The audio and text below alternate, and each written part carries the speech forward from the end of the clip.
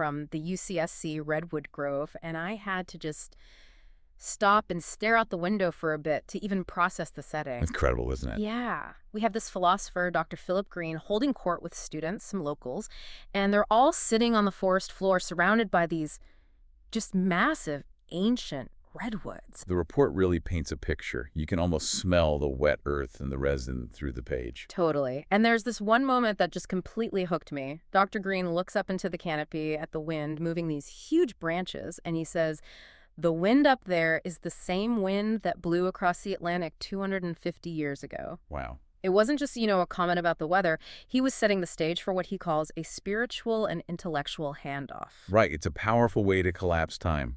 He's framing history not as some dusty textbook thing, but as a current that's still moving. Exactly. And his whole argument is that the United States isn't just a place on a map. He sees it as this deliberate combination of two huge forces. The head and the heart. The head from the French Enlightenment and the heart from the American Great Awakenings. And that's our mission for this deep dive, how these two very different energies, logic and spirit, basically crash together to create what the source calls a United States of being. So before we get to how they combine, we have to look at the ingredients. Dr. Green starts with the head. He takes everyone back to the French salons in the 1700s. Yeah, the age of reason. And to get why this was such a seismic shift, you have to look at what was there before.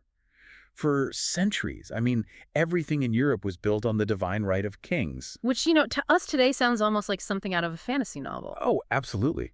But it wasn't a trope. It was the literal law of the land. It's the cosmology of the land. The idea was that the king was king because God personally chose him.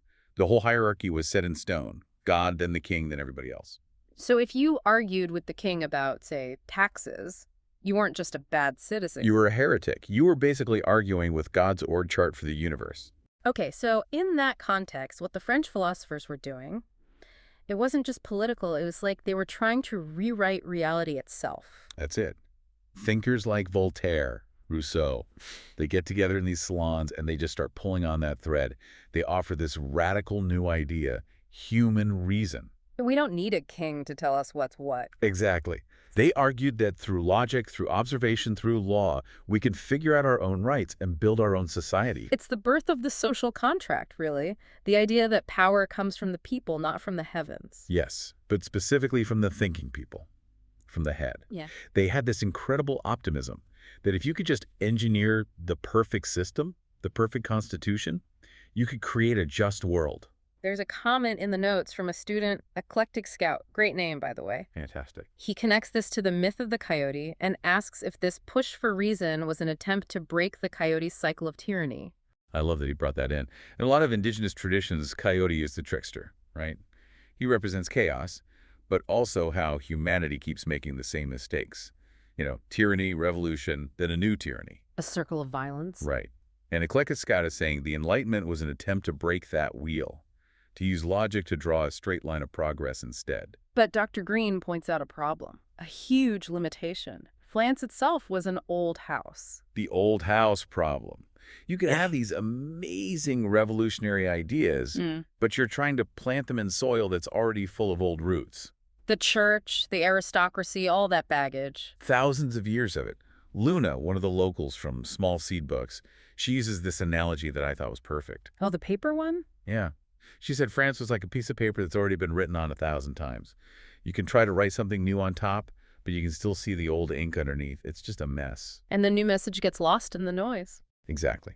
So for the experiment to really work, to see if reason alone could build a free society, they needed a blank page. Or at least what they thought was a blank page. Enter the American laboratory. Precisely. And we have to acknowledge the giant blind spot here. The Americas were not empty. Not at all. But from the perspective of a European political experiment, it was a clean slate.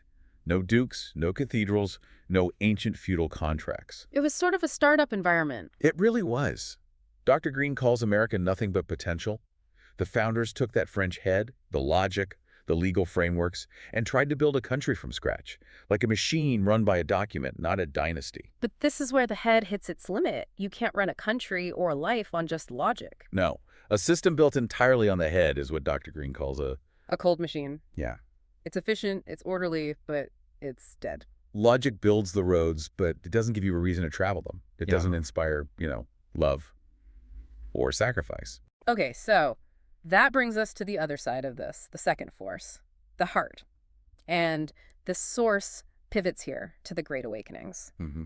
And I'll admit, when I hear that term, I just picture old drawings of preachers yelling at people in fields. But that's not how Dr. Green frames it. No, he calls it an internal revolution. And it was a massive cultural earthquake. While the head revolution was happening in courthouses, dealing with external laws, the heart revolution was happening in tents. Dealing with the internal world. The world of the soul.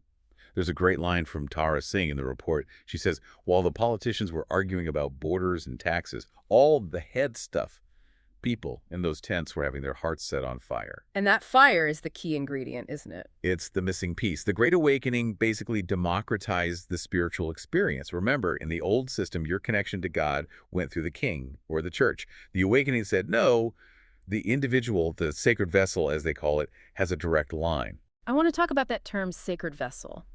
It sounds religious, but here it feels like it's doing political work too. It absolutely is.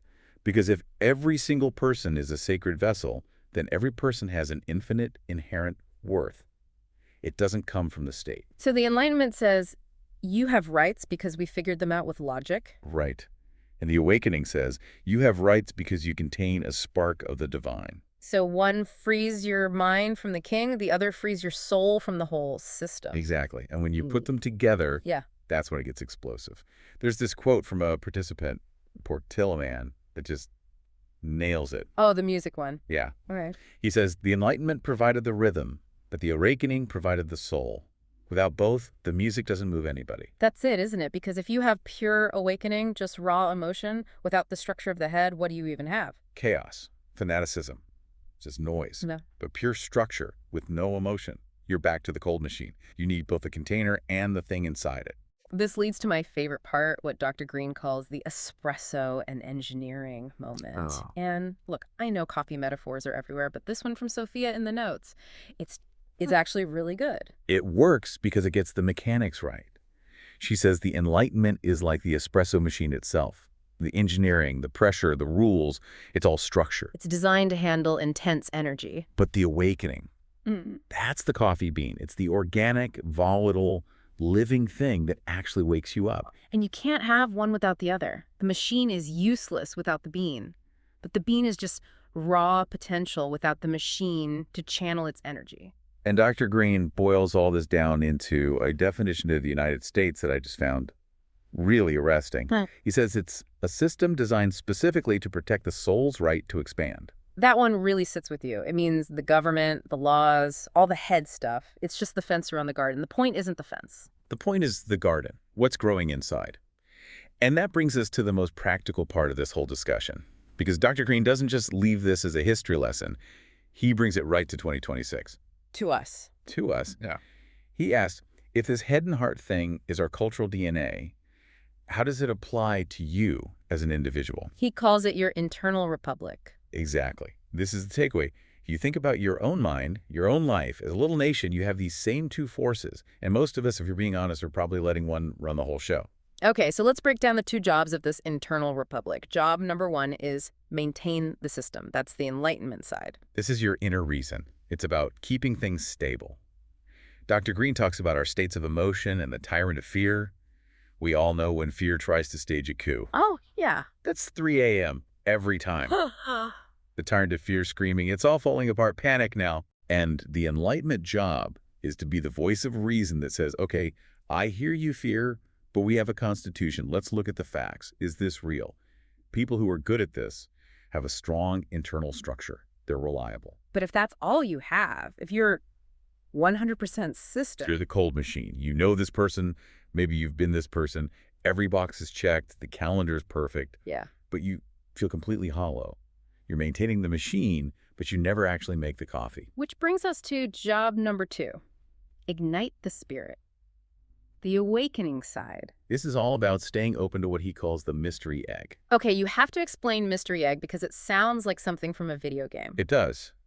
But Yeah. he's using it to describe, the unknown potential in life. Yeah. The mystery egg is the thing you can't schedule. It's the awe, The connection, the surprise that's not on your to-do list. It's the irrational but meaningful stuff. Beauty, love, spontaneity, all of it.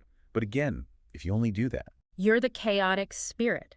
All fire, all passion, but no structure. You burn out in a week because you have no roots. You start a million revolutions in your life, but never build the new government. The goal is the synthesis. And this is where Dr. Green uses a term that I think is the real anchor of the whole deep dive, the mesoscale. The mesoscale. From physics, right? Yeah. The microscale, quantum mechanics, and the macroscale, which is galaxies and relativity. The mesoscale is the middle. It's where we live. The scale of forests and storms and us. So why apply that here? Because the mesoscale is where abstract laws and chaotic matter come together to create complex life. Dr. Green is saying that we, as humans, are the mesoscale. We are the point where the abstract logic of the head and the infinite potential of the heart are supposed to shake hands. Our job isn't to pick a side. Our job is to be the place where they meet and integrate. Eclectic Scout sums this up really well with that metaphor about the true white brother. He says it's about returning to the spirit while carrying the stone tablet. Which means you don't have to throw out your logic to have a spiritual life. Yeah. And you don't have to kill your spirit to be a rational person. You carry the stone tablet, the rules, the structure, but you walk toward the mystery with it. The source ends on such a great image. The sun is setting in the grove, the light is hitting the redwoods, and Luna says what the title of her zine article will be. Reason is the root. Spirit is the bloom. It's poetic, but it's also dead-on accurate for his whole argument. It is. A redwood's roots are the head. They're underground, structural. They follow the laws of physics. They hold the whole thing up. But the roots aren't the point. No, the point is the canopy reaching for the sky. That's the heart. That's the bloom, the spirit. But you can't reach for the sky if you're not anchored in the earth. And Dr. Green leaves them with that. He just says, go be the awakening. It's not a history lesson. It's a command. Go be that synthesis. Go be the mesoscale. It puts the responsibility on us. Yeah. It's not about what Jefferson did. It's about what you're doing with your own internal republic. So as we close out, we want to leave you with that same challenge. This idea of the internal republic is a tool you can use, like, right now. For sure. You can just look at your life, your job, your relationships, and ask yourself, which side is running the show? Are you operating like that cold machine? Is your life safe and logical and perfectly optimized, but maybe empty of any mystery egg? Are you protecting a garden where nothing is actually growing? Or are you the chaotic spirit, full of fire, but so unrooted that you get blown over by the first strong wind? The magic, like Dr. Green says, is in the middle. It's in the mesoscale. It's about building a system that's strong enough to hold your own soul. So take a look at your internal republic today. Maybe it needs a new amendment. Maybe it needs a small revolution. Or maybe you just need to remember to put the beans in the machine. Thanks for joining us in the Grove. We'll see you on the next deep dive. Please click like and then subscribe. Also share this video with your friends. Thank you.